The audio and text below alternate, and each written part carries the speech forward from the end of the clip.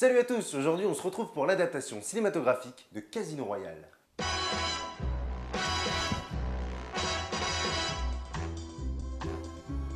Avec coupé là Tristan, c'est pas possible, va mettre un pantalon là. C'est le caleçon avec l'Angleterre quand même. Oui, Casino Royale. Casino Royale est le premier roman d'espionnage de l'auteur britannique Ian Fleming. Écrit dans sa maison de Jamaïque en 1952, une maison qui s'appelle d'ailleurs GoldenEye, le roman y voit naître l'espion britannique le plus célèbre de tous les temps, j'ai nommé Bon, James. Tristan, viens manger maintenant. Mais maman, merde, je t'ai dit de pas m'emmerder quand je faisais mes vidéos. Chiante celle-là. Sorti en France en 1960 sous le nom de Espion faites vos jeux, il ne prendra son titre définitif qu'en 62, où il s'écrira d'ailleurs sans le E. Il faut savoir que Fleming ne va pas connaître le succès tout de suite. Il va d'ailleurs vendre les droits de Casino Royale à la télévision pour la modique somme de 1000 $. Darling, devine qui c'est qui a vendu les droits télé de Casino Royale? 1000 $. Tu t'es encore fait baiser Yann. No, You're such a no, piece no, of- no, no, Get away darling, from me darling, now. no, That's it's not okay, right. no. Get away.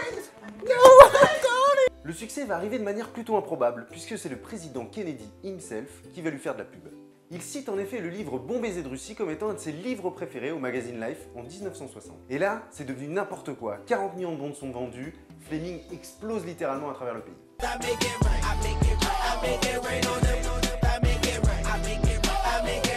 Mais revenons-en à Casino Royale. On y suit les premiers pas de James Bond en tant qu'agent 00, et attention à pas confondre avec ce genre d'agent 00. Adapté au cinéma en 2006 par Martin Campbell avec Daniel Craig dans le rôle principal. Alors il faut savoir qu'avant James Bond c'était ça, et du coup maintenant c'est plutôt ça. L'histoire prend place en France. Au Casino Royale, on montait des gros. Non mais c'est en France on a dit, hein. Au Casino Royale, on montait des gros. Bon, laissez tomber. Hein. Le film a à peine commencé que déjà les différences se font sentir. Les producteurs ont opéré quelques choix afin de moderniser cette adaptation, et cela passe notamment par la localisation du casino. Dans le roman, l'histoire se déroule au casino de Royal-les-Eaux, en France, et pas au Monténégro.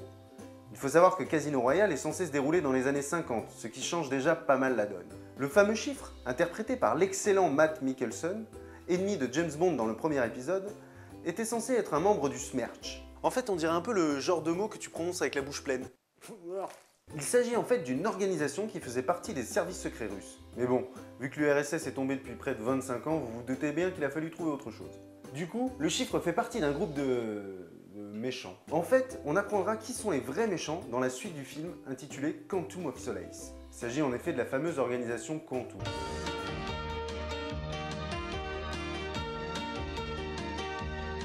Bon ça c'est clair que c'est la blague que tous les moins de 25 ans pourront pas comprendre. Hein. Du côté des différences notables entre le film et le livre, sachez que normalement M est un mec. M? Un mec? Oui, M est un mec. Non mais à ce moment-là, ça veut dire que toutes les nanas que j'ai pécho, c'est des mecs? Non mais... Moi les Penny, c'est un mec? Grace Jones, c'est un mec? Ah moi je vous le dis les gars, hein, le MI6 c'est plus ce que c'était. Hein. La fameuse partie de cartes dans le casino est une partie de baccarat et non une partie de poker. Le baccarat est un jeu de cartes dont l'origine remonte au Moyen-Âge et qui se jouait avec des cartes de tarot. Qui vote? On s'en fout baccarat? Je m'en fous baccarat. Côté anecdote, sachez que Bond est un très gros fumeur, ce qui a été complètement occulté dans le film. Dans le roman, le chiffre perd son argent suite à de mauvais investissements dans des maisons closes. Alors que dans le film, il s'agit d'un investissement boursier qui capote lorsque James Bond sauve de la destruction un tout nouveau prototype d'avion. Il faut dire qu'en 2006, les maisons closes c'est tout de suite moins rock'n'roll que les prototypes d'avions à 100 milliards $.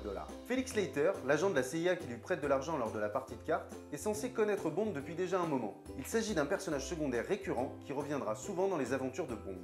Et maintenant, je fais sonner la petite cloche au spoiler si vous voulez pas découvrir la fin d'intrigue du film. La scène de torture à la fin du film est un peu différente de celle du livre. Bond se retrouve brisé aussi bien physiquement que mentalement, alors que dans le film il prend le temps de faire des blagues. Sur la droite! Sur la droite! Sur la droite! Vous êtes un vrai comique, monsieur Bond. La dernière anecdote concerne la mort de Vesper. Dans le film, elle s'enferme dans une cage d'ascenseur et se noie sous les yeux de Bond. Dans le roman, c'est un peu différent. La belle se suicide en avalant des pilules et lui laisse une lettre en guise d'adieu. Cher James, ta technique de la brouette congolaise m'a laissé des séquelles irréversibles. N'ayant plus la force pour me déplacer, j'ai voulu prendre mes pilules de vitamine C lorsque je les ai confondues avec tes pilules de Viagra.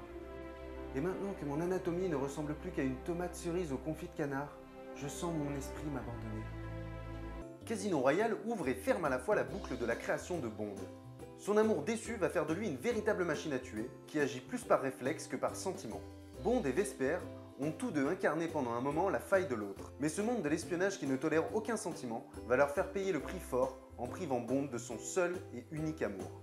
Le film est également un véritable retour aux sources puisqu'il multiplie les clins d'œil aux anciens épisodes en les actualisant. Pour preuve, cette scène sur la plage en guise de clin d'œil à la fameuse scène d'Ursula Andress dans James Bond contre Dr No et qui avait déjà été reprise par Halle Berry dans Meurt un autre jour.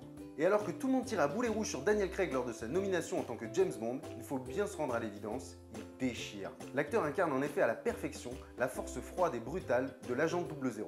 Et voilà, c'est tout pour aujourd'hui les copains, je vous fais des bisous et je vous dis à très vite pour un nouvel épisode de Why Not. N'oubliez pas de lire le livre.